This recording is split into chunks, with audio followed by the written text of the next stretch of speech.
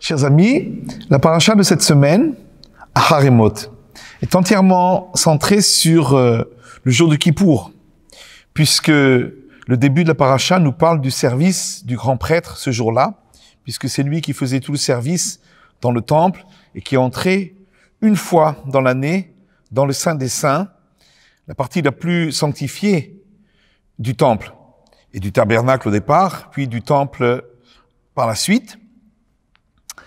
Et la fin de cette paracha est le passage que nous lisons à Mincha, au service de l'après-midi, à la synagogue, à l'après-midi de Kippour, qui nous parle des mœurs interdites.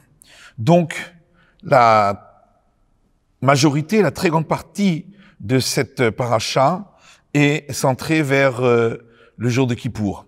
Et ce qui est assez surprenant, c'est que le titre de la paracha, a priori, n'a pas de lien avec la fête de Kippour, puisque c'est Haremot, après la mort des deux fils de Aaron, Nadav et Avihu, qui sont décédés donc le jour de l'inauguration du tabernacle. Et quel est le lien entre cette mort et le jour de Kippour? Je vais essayer d'y répondre à travers une histoire. Au soir de Kippour, c'était juste avant d'entamer le Kol Nidré, qui débute l'office de Kippour. Le saint rabbi Lévi Yitzhak de Barditchev, c'était à lui d'officier. La synagogue était pleine, tout le monde était là, toute la ville de Barditchev était là, et on attendait que le rabbi vienne, aille au pupitre de l'officiant et commence l'office de Kol Nidré. Le rabbi s'est approché du pupitre, mais il n'a pas commencé l'office. Ensuite, il s'est tourné vers tous les fidèles et est passé devant chacun.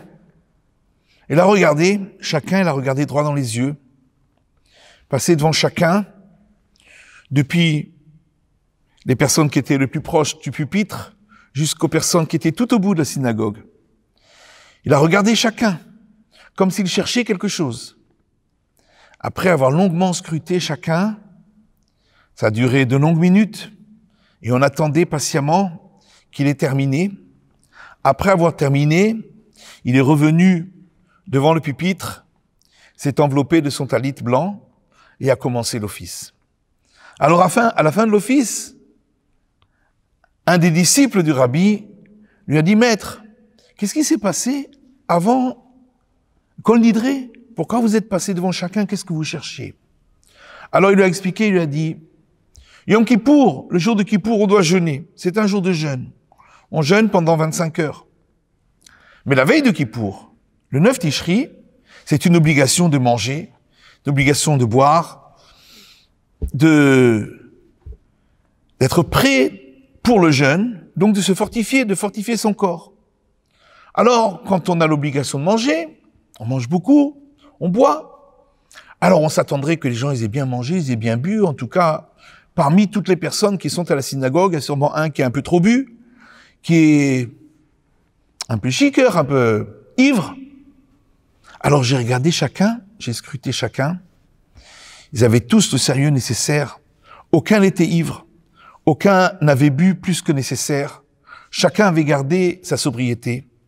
Et alors, en arrivant devant le pupitre, je me suis adressé au maître du monde. Et je lui ai dit, regarde tes enfants. Tu leur as donné l'obligation de manger, l'obligation de boire. Et malgré tout, pas un parmi eux n'a bu plus que de rigueur. Pas un n'est saoul. Ils ont tous gardé leur sobriété. Ils ont tous gardé leur sérieux pour ce jour extraordinaire du jour de Kippour.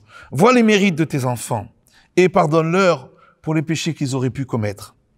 C'est peut-être ça le sens du titre de cette paracha, Haremot, après la mort des fils de Aaron. Les fils de Aaron sont morts le jour le plus joyeux, le jour de la consécration du tabernacle. Pourquoi? Et le Talmud explique, parce qu'ils avaient bu. Un prêtre n'a pas le droit de rentrer faire le service s'il a bu ne fût-ce qu'un réveillé de vin, ne fût-ce que 86 millilitres de vin. Ils sont rentrés, ils avaient bu, c'était un jour de fête, ils avaient bu un petit peu plus que de rigueur. Ils sont entrés, ils ont été punis par la main de Dieu et ils sont morts sur place. Pour nous apprendre qu'un homme, quel qu'il soit, et quelles que soient les circonstances, il doit jamais perdre le sens de ses responsabilités. Il n'a pas le droit de dire, oui, j'ai bu, oui, c'est pas de ma faute, oui, j'avais telle circonstance. Non. Tu es un homme, tu as une responsabilité. Un homme n'a pas le droit de dire, oui, j'ai pris du cannabis, j'ai perdu mes repères. Ça lui permet pas d'aller assassiner une vieille femme et de la torturer, de la défenestrer du 3e étage de son immeuble et de ne pas le juger tout simplement parce qu'il avait pris du cannabis. Non. Un homme doit garder ses qualités humaines et quelles que soient les circonstances, il doit garder son sens de ses responsabilités. Et il est jugé pour cela. Et c'est pour cela que l'homme est jugé au jour de Kippour, à Haremot. Après la mort des fils de Aaron, chacun doit sentir que, quelque part, il est responsable de ses actes. Et être responsable de ses actes, c'est garder son sérieux, garder sa sobriété, garder son sens des responsabilités vis-à-vis de nous-mêmes, vis-à-vis de ceux qui sont autour de nous, vis-à-vis de l'humanité. C'est le sens du titre de cette paracha qui nous apprend cela et qui est en fin de compte le sens de tout ce que la Torah nous enseigne à travers cette paracha. Shabbat Shalom à vous tous, un merveilleux Shabbat.